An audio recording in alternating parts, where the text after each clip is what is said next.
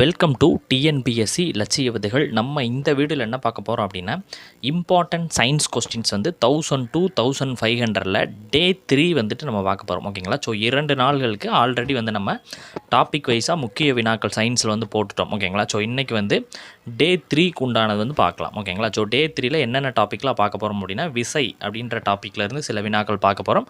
கோள்களின் இயக்கம், ஸோ இந்த 2 டாப்பிக்லேருந்து சில வினாக்கள் வந்து பார்க்க போகிறோம். ஓகேங்களா?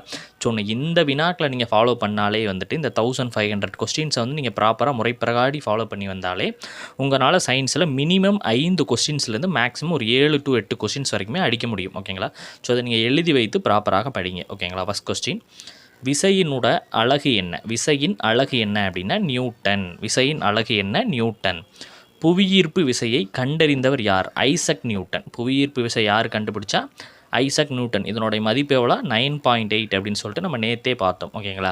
ஓகே. உராய்வு விசை என்பது எத்தகைய விசை அப்படின்னா அது ஒரு தொடு விசை. ஓகேங்களா? ஸோ 2 பொருள்கள் வந்து உரசும் போது தான் என்னது? தொடு விசை, உராய்வு விசை. ஓகேங்களா? ஸோ அப்போ பொருளின் மீது நேரடி தொடர்பின்றி செயல்படும் விசைன்னு என்ன? தொடா விசை. எக்ஸாம்பிள் என்ன அப்படின்னா காந்த விசை, புவியீர்ப்பு விசை. இப்போ வந்து காந்த விசை 2 காந்தங்களை பக்கத்தில் கொண்டு போனால் என்ன ஆகும்? அது தொடாமையே அந்த விசை என்பது இருக்கும். புவியீர்ப்பு விசை என்பது மேலே ஒரு பொருளை தூக்கி போட்டால் என்ன ஆகும்? கீழே ஆட்டோமேட்டிக்காக அந்த பொருள் வந்து எந்த ஒரு தொடுநிலை இல்லாமலே வரும். ஓகேங்களா? சரி, ஓகே. ஓரலகு பரப்பின் மீது செயல்படக்கூடிய விசையின் பெயர் என்ன? அழுத்தம்.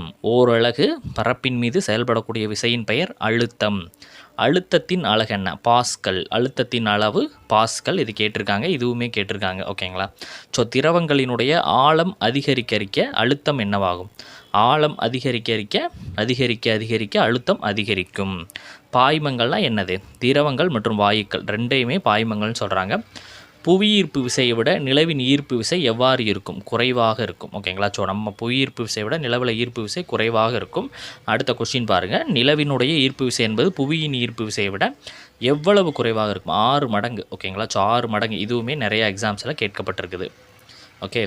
புவியில் வந்து ஒருவருடைய எடை 60 கிலோ அப்படின்னா நிலவில் எவ்வளோ இருக்கும்? வெறும் 10 கிலோ தான் இருப்போம். அதனால தான் நம்ம பறப்போம். ஓகேங்களா? ஓகே. புவியிலிருந்து மேலே செல்ல வளிமண்டல அழுத்தம் என்னவாகும்? குறையும். புவியிலிருந்து மேலே செல்ல வளிமண்டல அழுத்தம் குறையும். இந்த வளிமண்டல அழுத்தத்தை வந்து அளக்க உதவக்கூடிய கருவி என்ன? பாராமானி. வளிமண்டல அழுத்தத்தை அளக்க உதவக்கூடிய கருவி பாராமானி. இந்த ஜேசிபி இயந்திரம் எந்த தத்துவத்தின் அடிப்படையில் வேலை செய்கிறது அப்படின்னா பாஸ்கல் தத்துவம். ஜேசிபி இயந்திரம் எந்த தத்துவத்தின் அடிப்படையில் வேலை செய்கிறது? பாஸ்கல் தத்துவம். பொருளினுடைய நிறை அதிகரித்தால் உராய்வு விசை என்னவாக இருக்கும்? அதிகரிக்கும். பொருளினுடைய நிறை வந்து அதிகரிச்சிச்சுன்னா உராய்வு விசை அதிகமாகும். உராய்வு விசையின் காரணமாக எது உருவாகும் அப்படின்னா வெப்பம். நீங்கள் கையை ஒரு 5 நிமிஷம் தேய்ச்சிட்டே கண்டினியூஸாக தேய்ச்சி பாருங்கள், அதில் வந்து வெப்பம் வந்து ஹீட்டு வந்து ப்ரொடியூஸ் ஆகும். ஸோ அதை தான் சொல்கிறாங்க. டயர்களில் வந்து அந்த கோடுகள் எதற்காக இருக்குது அப்படின்னா இந்த சாலைக்கும் வாகனத்திற்கும் இடையே உராய்வை ஏற்படுத்தி ஒரு கிரிப்பு ஏற்படுத்துவதற்காக தான் இருக்குது. ஓகேங்களா? ஓகே. எந்த விசையின் காரணமாக பேனா வந்துட்டு வினை கொண்டு தாளில் எழுத முடிகிறது அப்படின்னா உராய்வு விசை. உராய்வை குறைக்க பயன்படும் பொருள் எது அப்படின்னா கிரீஸு மற்றும் உருண்டை தாங்கி அப்படின்னு சொல்கிறாங்க. ஓகேங்களா? ஸோ வட்டத்தின் மையத்தை நோக்கி செயல்படும் விசை மைய நோக்கு விசை. ஓகேங்களா? வட்டத்தின் மையத்தை இதையும் கேட்டிருக்காங்க நிறைய எக்ஸாம்ஸில்.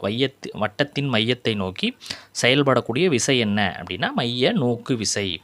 இந்த கோள்களுக்கும் சூரியனுக்கும் இடையே செயல்படும் விசை மைய நோக்கு விசை. இதுவுமே கேட்டிருக்கிறாங்க. ஓகேங்களா? ஸோ மைய விளக்கு விசைக்கு சில எக்ஸாம்ஸில் கேட்டிருக்கிறாங்க பாருங்கள். இந்த எக்ஸாம்பிள் நான் கொடுத்துருக்க எல்லாமே எக்ஸாம்ஸில் கேட்ட கொஸ்டின்ஸை தான் நான் எடுத்து கொடுத்துருக்குறேன். ஓகேங்களா? ஸோ அதை பார்த்து வச்சுங்க. துணி துவைக்கும் இயந்திரத்தில் துணியிலேருந்து ஈரத்தை வெளியிடும் போது ஏற்படக்கூடிய விசை என்னன்னு கேட்பாங்க? மைய விளக்கு விசை. தயிரை வந்து கடைஞ்சி வெண்ணெய் எடுக்க பிளாஸ்மாவிலிருந்து இது ஒரு தனி. ஓகேங்களா? தயிரிலிருந்து கடைஞ்சி வெண்ணெய் எடுக்க என்ன பயன்படும்? மைய விளக்கு விசை. பிளாஸ்மாவிலிருந்து இரத்த செல்களை பிரித்தெடுக்க மைய விளக்கு விசை. என்ஜினுடைய வேகத்தை கட்டுப்படுத்தும் வாட் கவர்னர் கருவியில் மைய விளக்கு விசை பயன்படுகிறது. தேன் மெழுகிலிருந்து தேனை பிரித்தெடுக்கும் கருவியில் இந்த மைய விளக்கு விசை. சர்க்கஸ் மரண கூண்டில் பை கோட்டக்கூடிய இது வந்து மைய விளக்கு விசை. ஸோ இந்த 6ஐயுமே பார்த்து வச்சுங்க. மைய விளக்கு விசை. ஒரு பொருளை ஓய்வு நிலையிலிருந்து இயக்க நிலைக்கு மாற்ற தேவைப்படுவது விசை.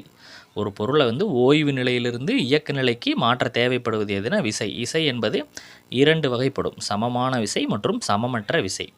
ஓகே. பரப்பு இழுவிசையினுடைய அலகு என்ன? Newton metre -1. ஓகேங்களா, நியூட்டன் மீட்டர் -1. ஒரு பொருளின் மூலக்கூறுகளுக்கு இடையே காணப்படும் விசையின் பெயர் என்னன்னா ஓரின ஈர்ப்பு விசை. ஒரு பொருளின் மூலக்கூறுகளுக்கு இடையே காணப்படும் விசையின் பெயர் ஓரின ஈர்ப்பு விசை. வெவ்வேறு பொருள்களின் மூலக்கூறுகளுக்கு இடையே காணப்படும் விசை வேரின ஈர்ப்பு விசை. ஓகேங்களா. பரப்பு இழுவிசையை இயக்கியவர் யார்? லாப்லஸ் கேட்டிருக்காங்க. பரப்பு இழுவிசை இயக்கியவர் யாருன்னா லாப்லஸ். மரம், தாவரங்களில் நீர் மேலே உறிஞ்சப்படுது எந்த தத்துவம் அப்படின்னா நுண்புலை ஏற்றம் அப்படின்றது. ஸோ அதற்கு சில எக்ஸாம்பிள் கொடுத்துருக்குறாங்க. திரியின் வழியே எண்ணெய் மேலேறுதலாக இருக்கட்டும், மண்ணெண்ணெய் மேலேறுதல், மை உறிஞ்சும் தாழ் மையை உறிச்சல், இந்த மூன்றுமே என்னது இந்த நுண்புலை ஏற்றம் அப்படின்றது ரீசன். ஓகே, மழைத்துளிகள் கோள வடிவத்தை பெற காரணம் பரப்பு இழுவிசை. இதுவும் கேட்டிருக்காங்க. சில கீழே எக்ஸாம்பிள்ஸ் பாருங்கள், அதுவுமே தான். ஈயக்குண்டுகள் கோளபடி பெற பரப்பு இழுவிசை, பேனாமுனைக்கு மை தொடர்ந்து வருவது பரப்பு இழுவிசை, பற்பசை எளிதில் பற்களில் பரவுதல் பரப்பு இழுவிசை, சோப்பு எளிதில் நீரில் பரவுதல் பரப்பு இழுவிசை. மழைத்துளிகள் மெதுவாக விழுவதற்கான காரணம் என்ன அப்படின்னா காற்றின் பாகுநிலை விசை. மழைத்துளிகள் மெதுவாக விழுவதற்கான காரணம் காற்றினுடைய பாகுநிலை விசை. காரு, கப்பல், விமானம் போன்றவற்றை கூர்முகப்பாக இருக்க காரணம் காற்றின் பாகுநிலை தடை விசையை குறைக்க. குழாய் வழியே திரவத்தினுடைய ஓட்டங்கள், குழாய் வழியே செல்லும் திரவத்தின் ஓட்டங்கள் எத்தனை வகைப்படும் அப்படின்னா 2 வகைப்படும். வரிச்சீர் ஓட்டம், கொந்தளிப்பு ஓட்டம். ஓகேங்களா. ஓகே, அடுத்தது பெர்னாலி சமன்பாடு என்பது என்ன அப்படின்னா அழுத்த ஆற்றல் இருக்குது, அழுத்த ஆற்றல். ஓகேங்களா. அழுத்த ஆற்றல் ப்ளஸ் இயக்க ஆற்றல் ப்ளஸ் நிலை ஆற்றல் = மாறிலி. ஓகே, அடுத்து எண்ணெய் தூவி கார்பரேட்டர் பகுதியில் காற்றும் பெட்ரோலும் ஆவியும் எந்த தத்துவத்தின் அடிப்படையில் கலக்கின்றன அப்படின்னா பெர்னௌலி தத்துவம். எண்ணெய் தூவி வடிகட்டும் பம்புகளில் பயன்படக்கூடிய தத்துவம் என்ன? பெர்னௌலி தத்துவம். ஓகேங்களா. ஸோ எக்ஸாம்பிளாக இப்படி கேட்பாங்க. ஸோ இந்த டாபிக் விசை பார்த்தாச்சு. அடுத்து கோள்களின் இயக்கத்தில் சில வினாக்களை பார்க்கலாம். எல்லாமே முக்கியம். புவி மைய கோட்பாட்டை கூறியவர் யார்? தாலமி. புவி மைய கோட்பாட்டை கூறியவர் யாருன்னா தாலமி. அதுவே சூரிய மைய கோட்பாட்டை கூறியவர்னா கோப்பர்னிக்கஸ். ஆரியபட்டர் அப்படின்றவர் யார்? இந்திய வானியல் கணிதவியல் அறிஞர். கோள்களினுடைய இயக்கம் பற்றிய விதிகளை கூறியவர் கெப்லர். கோள்களினுடைய இயக்கம் பற்றிய விதிகளை யார் கூறுனா கெப்லர். கெப்லர் கோள்கள் இயக்கம் பற்றிய எத்தனை விதிகளை கூறியிருக்கிறார் அப்படின்னா 3 விதிகளை கூறியிருக்கிறார். முதல் விதி என்ன அப்படின்னா சூரியனை மையமாக கொண்டு கோள்கள் நீள்வட்ட பாதையில் சுற்றுவதை முதல் விதியாக கெப்லர் சொல்கிறாரு. இரண்டாம் விதி என்ன சொல்கிறார் அப்படின்னா சூரியனுக்கும் கோள்களுக்கும் இடையே வரையப்படும் கோடு சமகால அளவில் சம பரப்பினை கடக்கும் அப்படின்றது. மூன்றாம் விதி என்ன சொல்கிறார் அப்படின்னா கோள்களின் சுற்றுக்காலங்களின் இருமடிகள் சூரியனின் அவற்றின் சராசரி தொலைவிற்கு மும்மடி விகிதத்தில் இருக்கும்னு சொல்கிறார். ஒவ்வொரு விதிக்கும் வேறு வேறு பெயர்கள் வச்சுருக்கிறாங்க. இதையுமே பல எக்ஸாம்ஸில் கேட்டிருக்கிறாங்க. ஓகேங்களா. முதல் விதியினுடைய வேறு பெயர் என்ன? சுற்றுப்பாதை விதி. இரண்டாவது விதி பரப்புகளின் விதி. மூன்றாவது சுற்றுக்கால விதி. சுற்றுப்பாதை, சுற்றுக்கால டிஃப்ரென்ஸ் புரிஞ்சுக்கு. ஸோ இதோட இன்றைக்கான டே 3க்கான சயின்ஸ் என்பது என்னது முடிவடையுது. ஓகேங்களா. ஸோ இதை நீங்கள் எழுதி வைத்து படிங்க. நிறையா நண்பர்கள் என்ன பண்ணுறீங்க அப்படின்னா பிடிஎஃப் கொடுங்க அப்படின்ற மாதிரி கேட்குறீங்க. ஓகேங்களா. ஸோ நீங்கள் எழுதி வச்சு படிக்கிறத தான் நாங்கள் என்ன பண்ணுறோம் விரும்புகிறோம். ஸோ அதைத்தான் நாங்கள் வலியுறுத்துகிறோம். ஓகேங்களா. ஸோ எழுதி வச்சு படிங்க.